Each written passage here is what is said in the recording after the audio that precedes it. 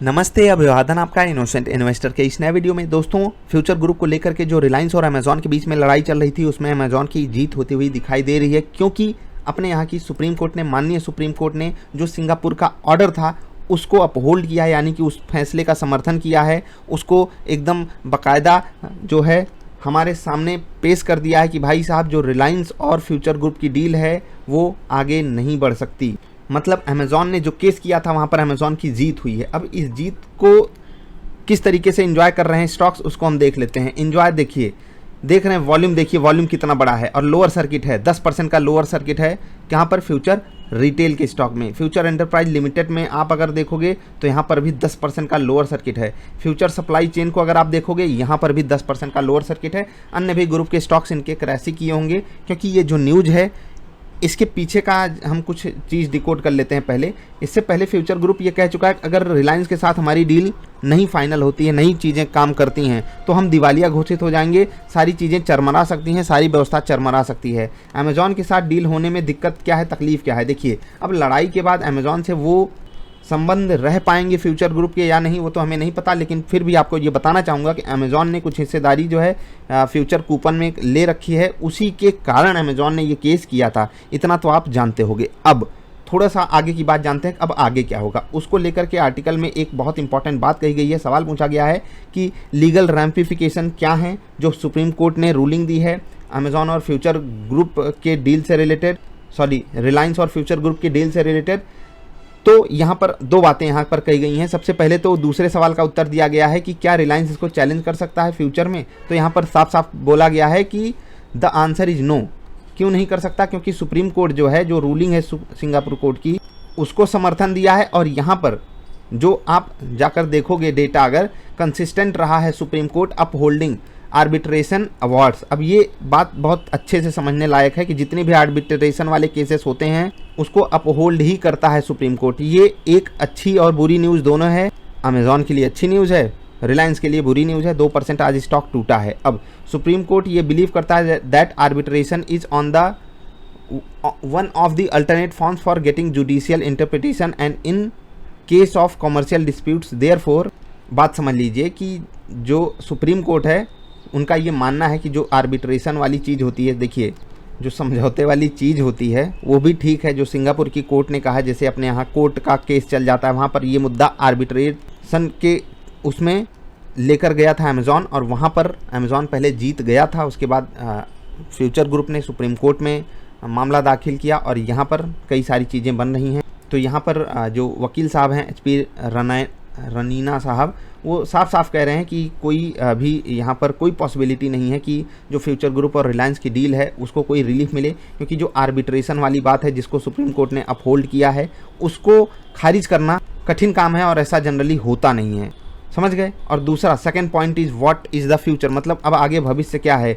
रिलायंस अपना retail business चलाए, future group अपना चलाए, ठीक है, या फिर फ्यूचर ग्रुप जो है वो करार कर ले, ठीक है। ऑप्शन है कि इनके पास कि वो अमेजॉन के साथ डील कर लें, क्योंकि अमेजॉन ने ही इनके साथ केस किया था, इनके खिलाफ केस किया था। अब कुछ बातें मैं आपको बताना चाहूँगा, ध्यान रखिएगा। पहले तो फ्यूचर ग्रुप ये कह चुका है कि कई एम्प्लॉयज़ की नौकरी चली जाएगी, शेयर होल्डर्स बर्बाद हो जाएंगे, हमारे जो लोन्स हैं उनको देने वाले बैंक्स को काफ़ी तकलीफ़ हो जाएगी, इसलिए इस डील को फाइनल हो जाने दीजिए। इसके बावजूद भी अगर सुप्रीम कोर्ट ने ये फैसला दिया है, इसका मतलब अमेजॉन को सुप्रीम कोर्ट भी सही मानता है। और मैंने आपसे शुरुआत में ही ये बात कही थी कि हम सबको विलेन भले अमेजॉन में दिखाई दे रहा हो, लेकिन वो अपनी जगह सही है। बाकी काफ़ी उतार चढ़ाव देखे हैं फ्यूचर ग्रुप के स्टॉक्स ने। रिलायंस के साथ डील हुई तो अपर सर्किट लगे थे, उसके बाद फिर से गिरावट भयंकर आ गई, ठीक है, फिर केसेस चलने लगे, मामला लटक गया था और अब फिर से एक दिक्कत आ गई, तो थोड़ा सा जो मोमेंटम आ रहा था फिर से वहाँ पर गिरावट आ गई। फ्यूचर ग्रुप के स्टॉक्स क्रैश कर गए, रिलायंस का भी स्टॉक क्रैश ही किया है। 2% की गिरावट आई थिंक रिलायंस में आ चुकी है अभी तक। रिलायंस सुबह सुबह गिर गया था ये फैसला आने के बाद ही। जी हाँ, 2080-85 के आसपास रिलायंस ट्रेड कर रहा है। तो ये बुरी न्यूज़ है खासकर फ्यूचर ग्रुप के लिए, लेकिन रिलायंस की भी काफ़ी उम्मीदें थी फ्यूचर रिटेल को लेकर के, काफ़ी चीज़ें, इवन अगर आप देखोगे बिग बाज़ार वगैरह में तो रिलायंस ट्रेंड की चीज़ें आ रही थी बिकवाली के लिए, तो काफ़ी ऑप्टिमिस्टिक था रिलायंस का मैनेजमेंट की भाई साहब डील हो जाएगी। लेकिन सुप्रीम कोर्ट ने मामला पलट दिया, जज्बात बदल दिया, वक्त बदल दिया। देखते हैं आगे क्या होता है।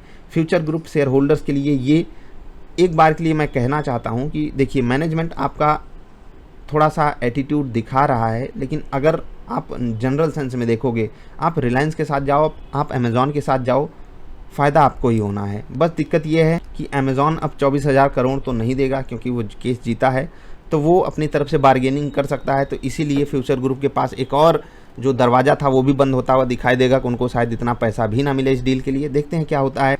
बाकी सिर्फ अगर शेयर होल्डर्स की बात करें तो आपके पास कुछ ऐसा कीमती है दोस्त, आप लोगों के पास मतलब फ्यूचर ग्रुप के पास ऐसा कुछ है जिसके लिए रिलायंस भी परेशान है, जिसके लिए अमेज़ॉन भी परेशान है। इतने दिन से लड़ाई चल रही है, कोर्ट में चल रहा है, सिंगापुर की आर्बिट्रेशन कोर्ट में चल रहा है, तो कुछ तो है। लेकिन दिक्कत यह है कि ये जो कुछ है इसको आप कैश आसानी से करा नहीं पाओगे, तकलीफ़ें बहुत हैं, इसीलिए इन स्टॉक्स से आप बचे रहो तो वो ज़्यादा बेटर है।